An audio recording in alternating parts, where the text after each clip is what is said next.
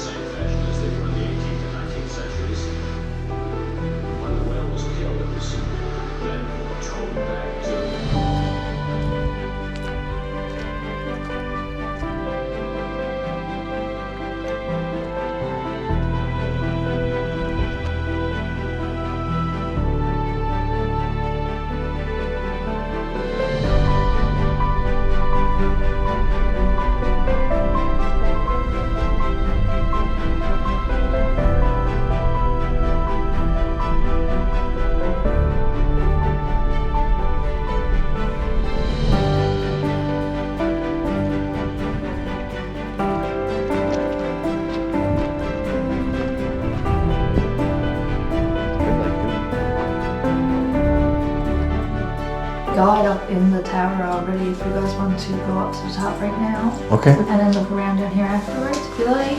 Okay. Okay. And follow me, I'll show you. Here it is.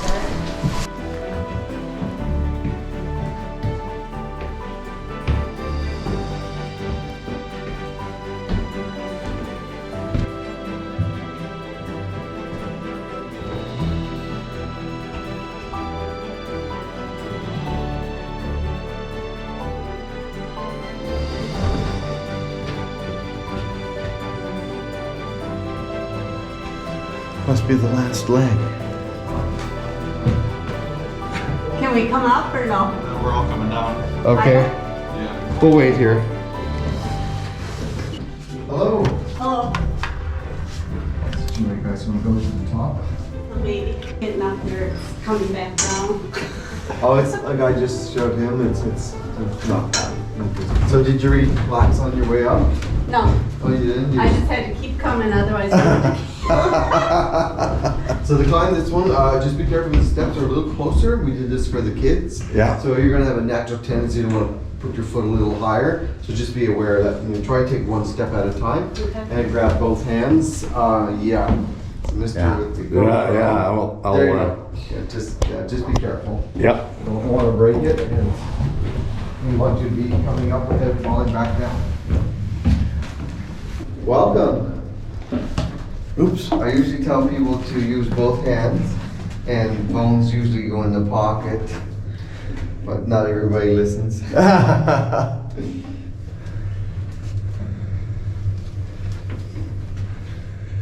Anybody coming behind you, Lyle? No.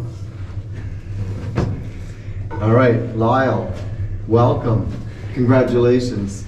You've just climbed to the tallest building in the Labrador Straits and the tallest lighthouse in Newfoundland and Labrador. So now I invite you to complete the climb to the very tip top. Okay, whatever you say. Yeah, and just watch your head going up. There you go, you're good. You watch your head. Where are you guys visiting from? We're from Wisconsin. You're from Wisconsin, okay. I'm from Iowa. You're from Iowa? Midwest is best, right, Lyle? Yes. This is why you guys sound similar to us. Yeah. Oh, it's beautiful up here. Wow.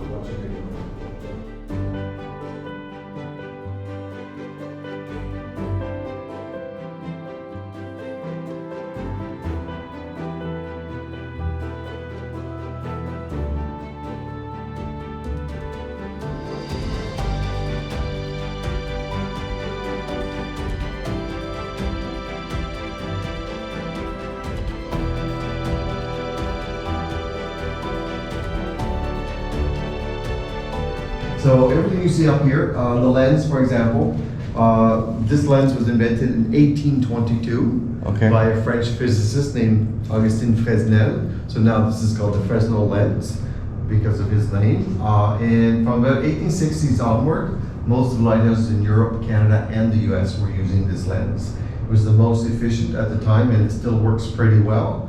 For example, this light can be seen for 33 kilometers or 18 nautical miles. To give you an idea, Newfoundland, which you can just barely make out there in the distance, is only 14 kilometers over. So it can be seen double that distance and add a little bit as well. So the whole structure, the dome, the lens, everything here was built in Paris, France for us over 166 years ago. So we start the date 166 from April the 1st, 1858, but this was already here by that time. So they had to bring it all up and get it all assembled.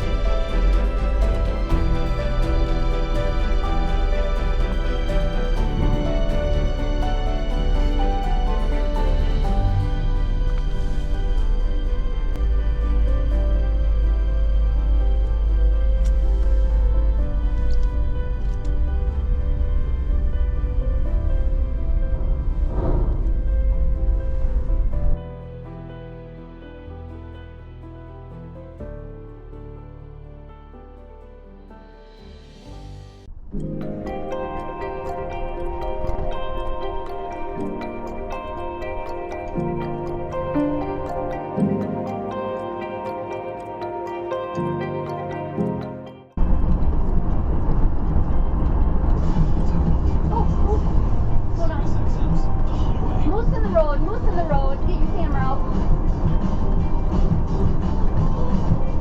Wipers quick. Oh no. Baby one.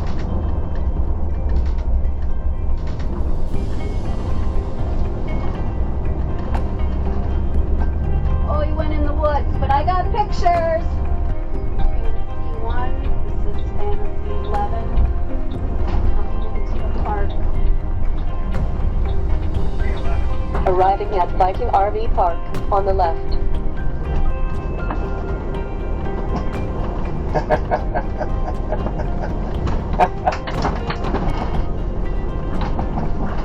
gonna go left to that purple box there.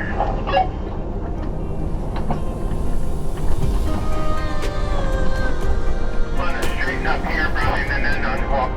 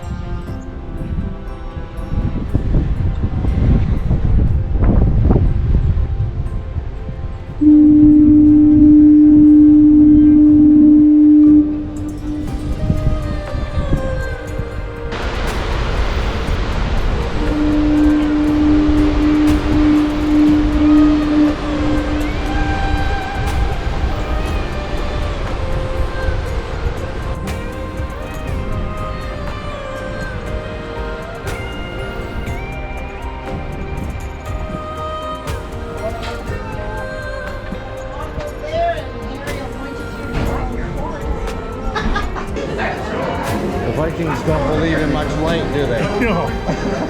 Eventually your eyes adjust. Hi.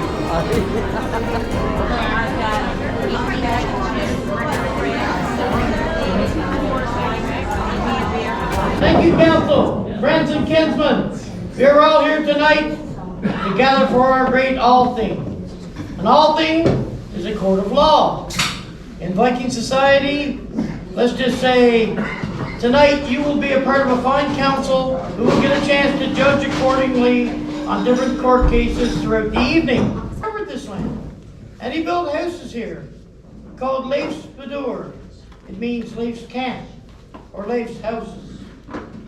There were many voyages to Leif's Bedour in Vinland, including this one. I am Captain Thorvald Harold's son, chosen law speaker at this All Thing.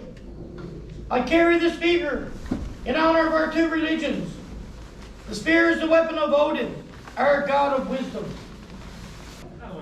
We're going to break you all into 3 different boats tonight, okay? So to my right, the first boat, Raven's Wing, on the far wall over here to my right. The name of your ship is Raven's Wing. Remember your name for voting procedures a little later. You will be voting by boat crew. Not just one, not just 2, but the whole boat will get a chance to vote. So you've got Swing, Ocean Eater, and my third boat over here to this far wall, Wave Roarer is your name. Swing, Ocean Eater, Wave Roarer. So tonight, in this case, if you agree with the case, and grab your hands and pat them on your tables. Hold on to your beer. Might want to hold on to your alcohol, because if you tip it over, that's what we call alcohol abuse. We don't agree to that. Hammer your hands in support of a case.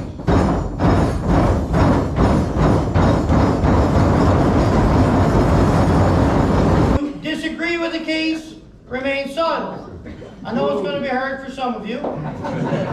So, if you agree with the case, hammer your hands on the table. If you disagree with the case, remain silent. Sounds good? Still a little confused, I think. How about we'll now recite the laws. Keep in mind, if I was to recite all the laws, we would not eat tonight. So I'm going to keep it brief.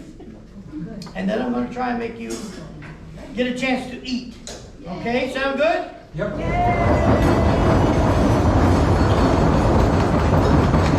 We'll eat with what you have on your tables. If that's not good enough, use your fingers. And if that's not good enough, use the fingers of the person next to you. Just remember not to bite them. Licking. Let's feast!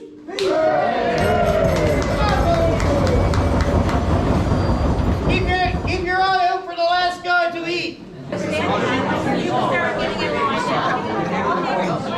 For our next case, we have a John, I do believe, has a case you'd like to bring forward. Yes? Okay. I have a case against Harry. Come forward, John. Come up, John. Come up, John. This ought to be good. You'll never get 50 amps.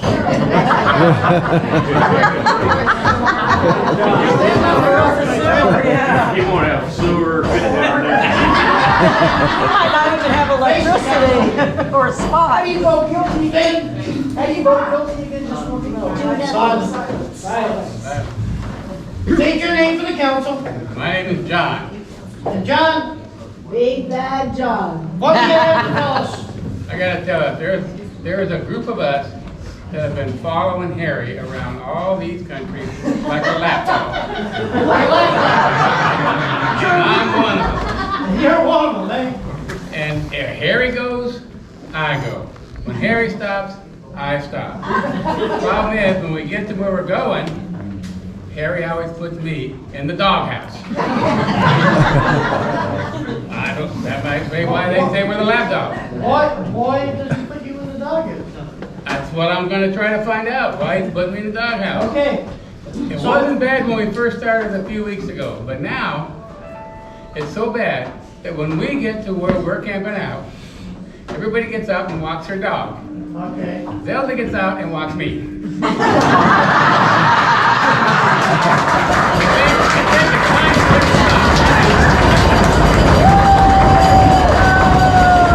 Okay, now I can see your relationship. That's right. Let's get Harry up here. Let's be clear.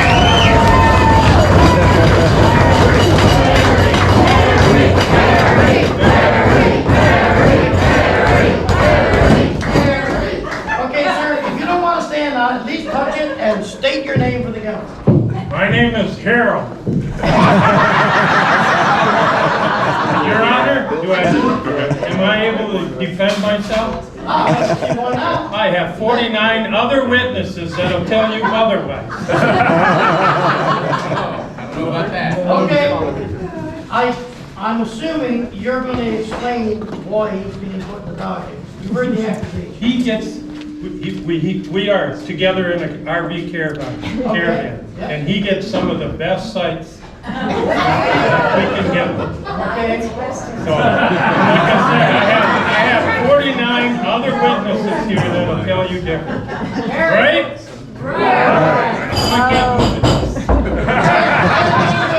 Do you have a witness, Wayne? I have 49. At least one. Just one. Harry, do I get to call them up? Yeah, call around with them.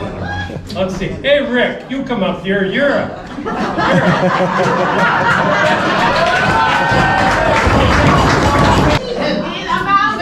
a mountie. State your name for the council. My name is Rick. And Rick, you've heard the accusations. I heard them. What do you have to say to these accusations? What do you want me to say?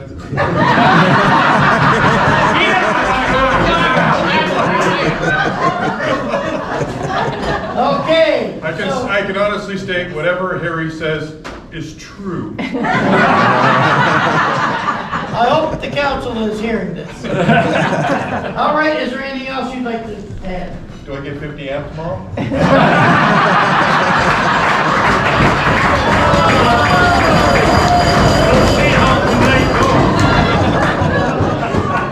Anything else? I have nothing further to say. He's actually the best leader I've ever had.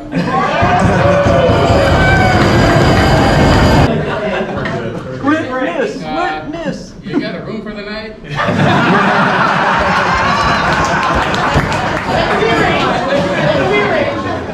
Is there anything else you'd like to add? No. Okay. But he thinks the campsites were bad.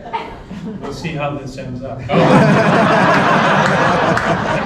So Harold is being accused of giving John the doghouse all the time. Now, Raven Swing, you've heard the accusations. Do you think Harold is guilty of the accusations brought forward? Nobody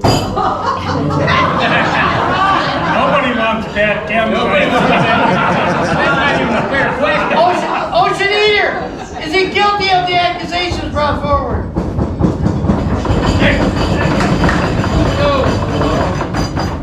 Wave Roar, is he guilty of the accusations brought forward?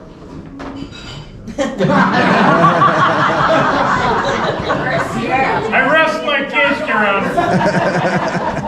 Sounds pretty good, sir. You've been found innocent of the accusations brought forward. However, John, Yes. this is now a case of false accusation.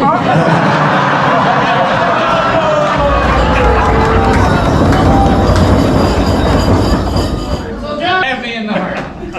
what will I do? Your Honor! Harold, he needs to take the dump station with him.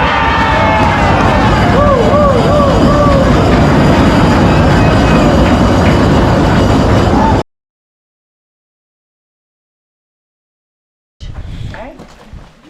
So your first building is going to be the boathouse, and that's where we have a 54-foot replica Viking ship. And it actually sailed from Greenland to Lassa Meadows in 1998 with a crew of 9. As you go across our field, there will be the loghouse, or the chieftain's hall. And that consists of 3 rooms. Your first room is a trade room, and there you will see various traded items. Then is our kitchen or our scallop, so that's where the Vikings would have cooked, ate, and slept. And then is the ladies' textile, so that's where the ladies do the 1-needle netting, it's called nail binding. They spin wool with a drop spindle, and they weave on a non-citrus loom. Then we have our church as well, and then the blacksmith. Lunch at noon. If you get done here and you've got time, there's a Leif Erikson statue down here at the end of the road by the water. There's a walking trail on the other side here where you can walk down there if you've got time.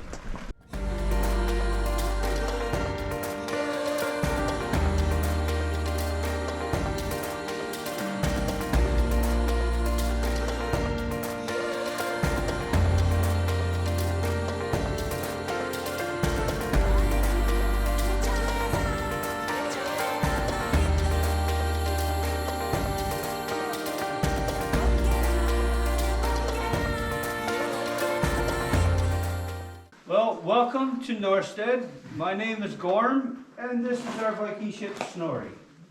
Now, Snorri is known as a nar, which means it's a cargo ship, okay?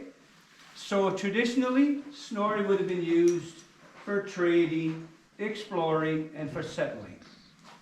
It is 54 foot long, 16 foot wide at its widest point, and 8 foot deep from the top of the gunnels to the bottom of the keel there.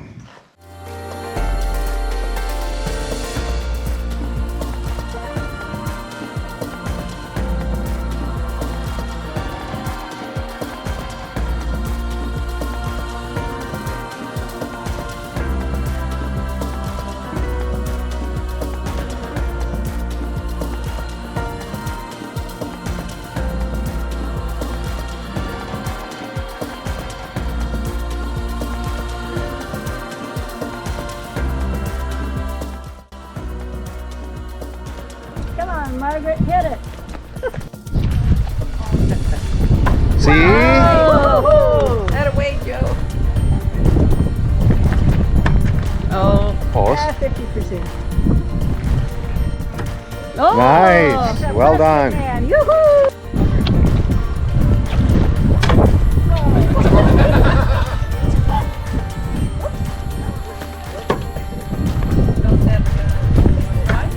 There we go.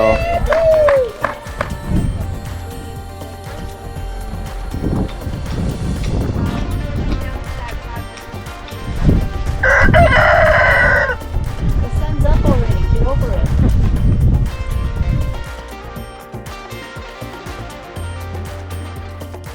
So this is where your trading would have been done. For true trade, we would have been looking for things we could make, get or grow ourselves. Sea salt, herbs and spices, bright colors for dyeing your clothing. There's nothing in Greenland or this area that will do that for you. Watch out, Brian. So there's an axe, there's a couple axes there too. You want an axe in both ends? You can have that too. Brian, she has that look in her eye. I think you better be careful. Yeah, that's right. Yeah. Oh, I know that. In her one eye, You ever seen that look that Lizzie Borden had? Where do you think the furniture came from? I think she's liking it way too much. Oh yeah. Yeah. Well, we know she's the boss. She is the chief. The bush cranberry there, that's a squash berry we call it there. They're very juicy when you pick them, and if you're not gentle, they will go squash in your end. So that's really. I have a question not pertaining to this area, but as we're driving here, you see multiple gardens alongside the road. Yeah. Why is that, or? Well, the local soil near our home is not suitable for planting a garden, so we just get aboard of our vehicle and just drive to the highway and pick a spot, and that's where we plant our garden. So squatters' rights? Squatters' rights, yeah. Okay. And that's the land that we work every year. That's our little plot, and we'll go back there next year and plant our same garden.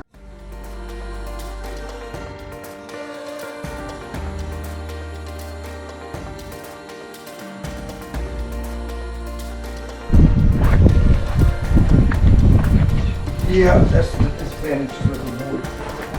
And the wind direction. The wind direction got a lot to do with it. So you're making tools, right? I am drawing it to iron to make nails, S hooks, cloak pins, stuff like that.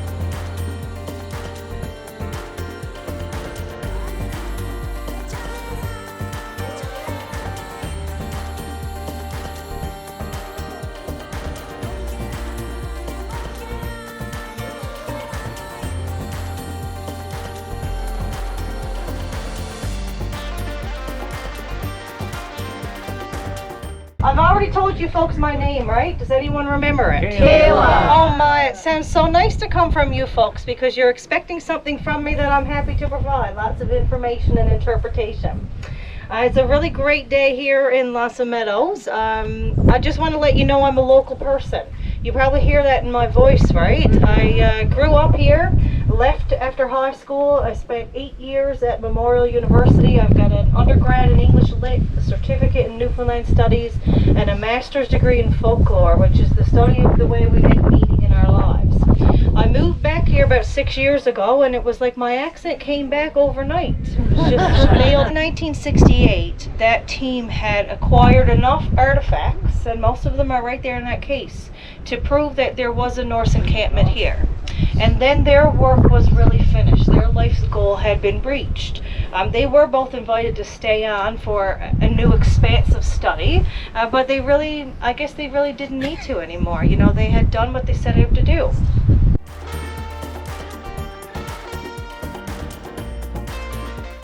This sculpture was commissioned around that time.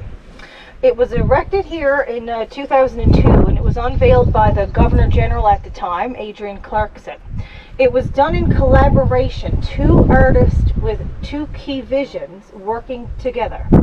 This side, if we can look at, now I'm not an art teacher, and so this is abstract, but let's just point a couple things out. This to me looks like a big sail, right? And does it not look like this glorious gust of wind just pushing it forward? This side now is done by a St. John's artist. His name was Lubin Boykov, and he was tasked really with a difficult task, representing the indigenous peoples that used this land before and after the Norse were here. Why would they need iron? They did use iron in their weapons and their tools. It was well known in their culture for about 1,500 years at this point. When they came here, they're in boats, and we can maybe assume that something happened to damage some or one or more of their boats. To make iron, you need two things, and they would have been familiar with the process. Maybe not blacksmith or forgers themselves, but they could have seen it happen. You need, well, first of all, somebody look in the water behind. This is what we call a brook, Black Duck Brook. It stems from Black Duck Pond 3 kilometers back, where the water is really stirring up rapidly. What's the color? Brownish, reddish, orangish, yellowish. I get a great kick up in the visitor center day long when people come in and out of the washroom facilities, and they sort of always have this look quizzically. Was it just me, or is that water really discolored?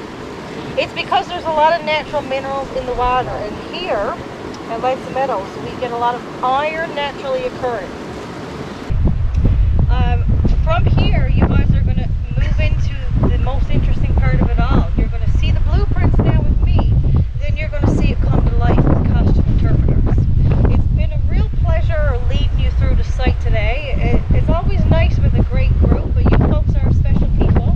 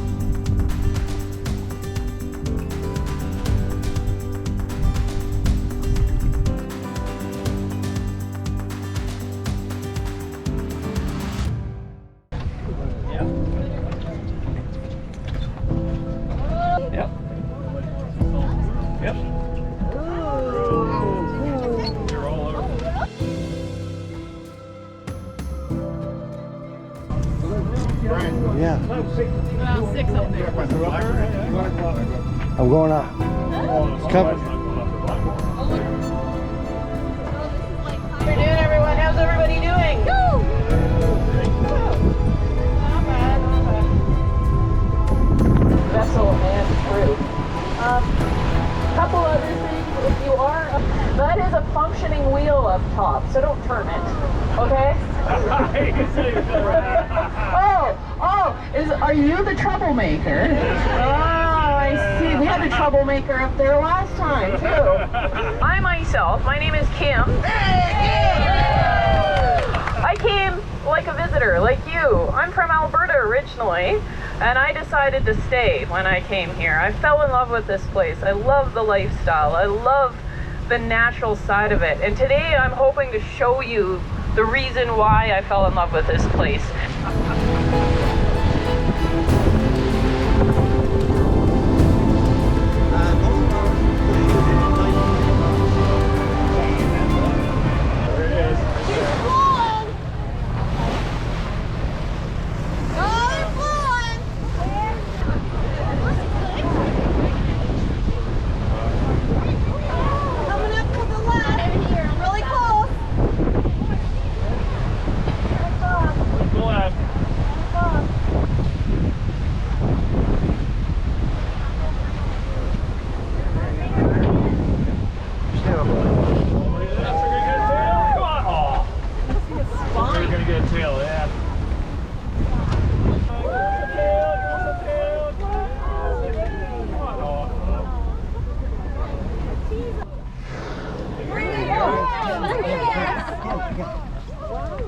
Just push it out, see, I think it vibrates out.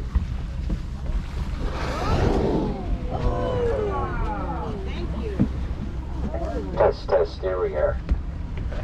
Now keep your eyes open because they could come out anywhere. Anyone see them yet?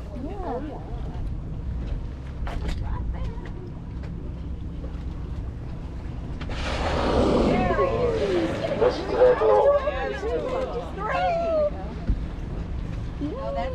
Here they come, here they come, get ready.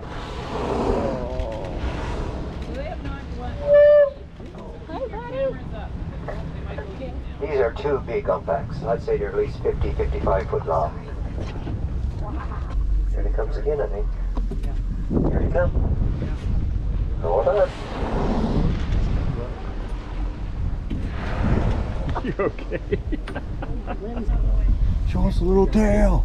They're very shy over their tails today. I think we've only seen them 4 or 5 times in the last 2 tours. So. Come on, show us tail. Give us a little tail. Do they know Paul's on board?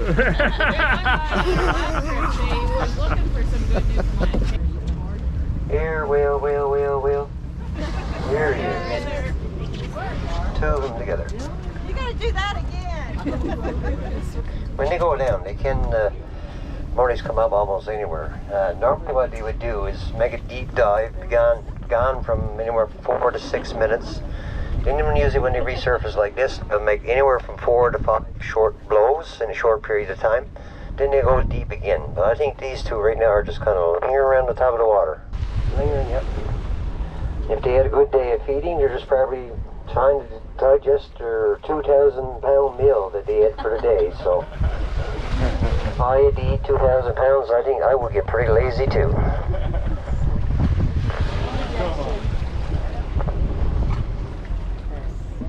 Oh, might get a tail, might, no. That was a pretty good arch, so he might have went deep for a little bit. See in the water there, we call that their footprint. They get so much force from their tail that they basically create a river of water being forced to the surface, and those footprints can actually linger on the water from 2 to 3 minutes. Looks like this last guy went right through and under the boat here.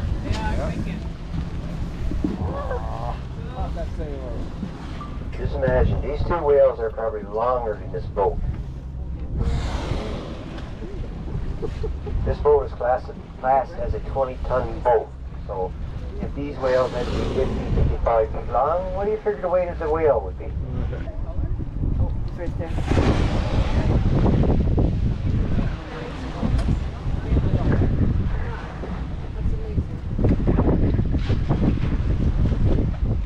whale of a time? You gotta go, yes, the more noise you make, sometimes you attract them too, right? You gotta shout at them. Oh, there he is.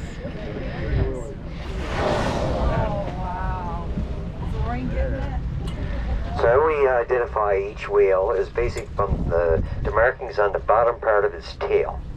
So it's almost like a fingerprint. No two whales got the same print on the bottom of their tail. Well, some call one John. Oh, there he is.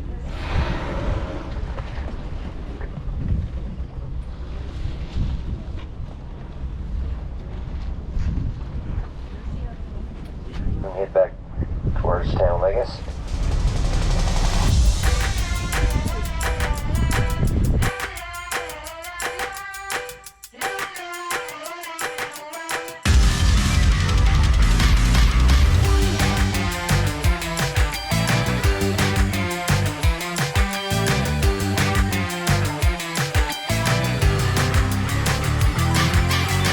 Had a really great time. And like I said, it was the best viewing of whales that I've seen anyway this year. So thanks again. I've had a whale of a time!